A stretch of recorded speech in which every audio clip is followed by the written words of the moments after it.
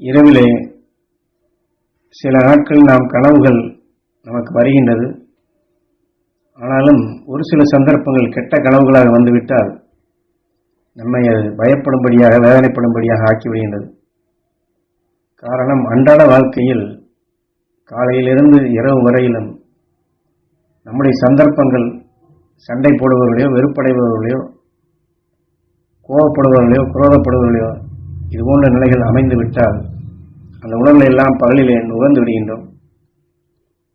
ஆனால் நமக்கு நேரடியான சம்பந்தம் இல்லை. இருந்தாலும் பத்திரிகையிலோ, டிவியிலோ, அல்லது அக்கம் பக்கத்திலேயோ, அல்லது ரோட்டிலேயோ இது போன்ற நிகழ்ச்சிகளை காண நேர்ந்து பதிவாகிவிட்டால் இவைகள்தான் இரவிலே நமக்கு கெட்ட கனாக்களாக வருகின்றது. என்னால் பகலிலே எந்த இடத்திலே, என்ன நிலைகளிலே என்ன நடந்தது என்று, எப்படி சண்டை போட்டால் என்று கரெக்டாக அந்த தூங்குவதற்கு முன் இந்த உணர்வலைகள் வரும். அதாவது படுப்பதற்கு முன்பு வரை வராது, படுக்கும் நேரத்தில் கரெக்டாக அதை ஞாபகம் வரும். அதற்கு பின் நாம் எப்படியோ தூங்கினாலும் கூட தூக்கத்தில் பார்த்தால் யாருடனும் நாம் சண்டை போடுகிற மாதிரி கனவு வந்துவிடும், முழிப்பு வந்துவிடும், எழுந்துவிடும். ஆனால் யார் என்ன உருவம் தெரியாது, அதாவது நமக்கு தெரிந்தவர்களாக இருக்காது. ஏனென்றால் நம்முடைய எண்ணமும் உணர்வும் சேர்ந்து சரியான உருவமாக தெரியாதபடி நமக்கு அதிர்ச்சி ஆகிவிடும். யாரோ நம்மை தாக்க வருகிறது என்று மட்டுமே அந்த கனவிலே தெரிய வரும். ஏனென்றால் நாம் நுகர்ந்த உணர்வுகள் இரத்தத்திலே கலந்து இதே உணர்வுகள் மற்ற அணுக்களுக்கு எதிர்மறையாக வரும்பொழுது இந்த பதட்டமும் பயமும் தன்னை அறியாமலே தூண்டப்பட்டு இரவிலே இந்த மாதிரி முழிப்பு வந்துவிடும். ஏனென்றால் இது எல்லாம் பகலிலே நுகர்ந்த உணர்வுகளைத்தான் நமது உயிர் இவ்வாறு இரவிலே இயக்கி காட்டுகின்றது. அந்த உணர்ச்சி தன்மை அந்தந்த அணுக்களுக்கொப்ப அதன் உணர்வுகளை நுகரப்படும் பொழுது அந்த செயல்களை உணர்ச்சிகள் வழி செயலுக்கு கொண்டு வருகின்ற இந்த இயற்கை நிலைகளை நாம் தெரிந்து கொள்ள வேண்டும் என்று குரு உணர்த்துகின்றார். காரணம், பகலில் எல்லாவற்றையும் நாம் பார்க்க நேருகின்றது, பதிவு செய்து விடுகின்றோம். ஆனால் இரவிலே இப்படி இயக்கி விடுகின்றது. இதே போன்றுதான் மற்ற நிலையில் இயக்கத்தை பார்த்தோம் என்றால், ஒருவன் திட்டுகின்றான், நம்மை கேலியாக பேசுகிறான் என்றால் அதற்கடுத்து வேலைகளை செய்கிறோம். இருந்தாலும் சோர்வடையும் பொழுது அந்த திட்டியுள்ள நினைவு மீண்டும் மீண்டும் என்னை எப்படியெல்லாம் பேசினான், செய்தான், கேவலப்படுத்தினான் என்று எண்ணங்கள் தொடர்ச்சியாக வருகின்றது. வேலையும் கெட்டு விடுகின்றது, வேலையை சரியாக செய்ய முடியாது போய்விடுகின்றது. அந்த நேரத்தில் இன்னொருவர் ஏதாவது ஒரு ஒன்றை சொல்லி ஏதாவது செய்யும்படி சொன்னால் அவரிடம் உடனே சண்டைக்கு செல்வோம். அது நண்பர்களாக இருக்கும் பட்சத்தில் அங்கே பகைமையாகிவிடும். இன்னொன்றும் சொல்லுகின்றார், மிகவும் நாம் பழகிய நண்பராக இருந்தாலும் கூட முதல்ல சொன்ன மாதிரி வீட்டிலோ அல்லது வெளியிலோ வெறுப்பாக இருந்தால் அந்த நண்பன் வந்து தமாசாக ஏதாவது சொன்னால் போதும், ரெண்டு பேருக்கும் நிஜமாகவே அங்கே சண்டை வந்துவிடும்.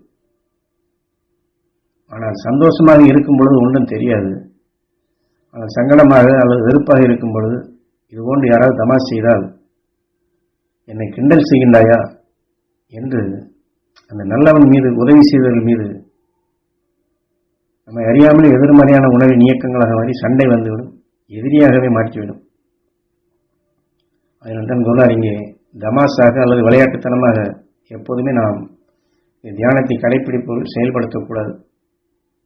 அன்புடன் அரவணைத்து ஒரு அர்த்தத்துடன் நாம் சொல்லி, நீங்கள் இப்படி செய்ததால் தான் இந்த நிலையில் இப்படி வந்தது, அதற்கு பதிலாக நீங்கள் இப்படி செய்யுங்கள், நன்றாக இருக்கும் என்று அந்த நேரத்திலே நாம் பக்குவமான நிலையில் சொன்னோம் என்றால் அவருடைய தீமைகளை மாற்றி அமைக்க முடியும்.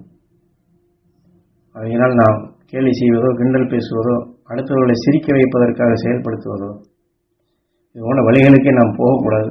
கடும் எதிரியாக நம்மை மாற்றிவிடும், சிந்திக்கும் தன்மையை இழக்கச் செய்துவிடும். ஆனால் ஒரு சில நேரங்கள் நம் பழக்க தோஷத்தில் வேதனையாக ஒருவர் இருக்கிறார் என்று அது சரியான நிலையில் தெரியாதபடி, சிந்தனை இல்லாதபடி அவர்களை கேலி செய்வோம், கிண்டல் செய்வோம். உடனே அவர்கள் நம் மீது சீறி பாய்வார்கள், கடும் சண்டையாக மாறிவிடும். நான் எதிர்பார்க்கவே இல்லை இப்படி ஆகிவிட்டது என்று எதிரியாக மாறி, வேதனையாகி, இதுவே கடும் நோயாக மாறி நம்மை தீமையின் விளைவுகளுக்கே சென்றுவிடும். ஆகவே இதையெல்லாம் நாம் தெளிவாக தெரிந்து கொள்ள வேண்டும் என்று குரு உணர்த்துகின்றார். இதெல்லாம் மாற்றி பழகுதல் வேண்டும். துருவ நட்சத்திரத்தினுடைய அடிக்கடி உங்களிடம் பதிவு செய்கின்றோம். அந்த பதிவை வைத்து எந்த நேரத்திலும் அதை ஆத்ம சுத்தி அந்த ஆயுதமாக எடுத்து சீராக பயன்படுத்திக் கொள்ளுங்கள். பகமை இல்லாத, வேதனை இல்லாத மகிழ்வாழும் சக்தி பெறுங்கள். எப்பொழுதுமே இரவு தூங்குவதற்கு முன் ஒரு அரை மணி நேரமாவது வேறு சிந்தனைகளுக்கு செல்லாதபடி துருவ நட்சத்திரத்தை பற்றியும் குரு உபதேசித்த அருள் உணர்வுகளை பற்றியும் அந்த படுக்கைக்கு செல்லும் போது இந்த அருள் உணர்வுகளோடு நாம் நம் ஆன்மாவிலே அடர்த்தியாக துருவ நட்சத்திரத்தினுடைய சப்தரிஷி மண்டலங்களை பரப்பி அந்த நினைவோடு தூங்கச் சென்றோம் என்றால் கூடுமான வரை இதுபோன்ற கெட்ட கனவுகளோ மற்ற நிகழ்ச்சிகளோ அல்லது தூக்க முழிப்போ இதுபோன்ற நிலைகளை தடுக்க முடியும்.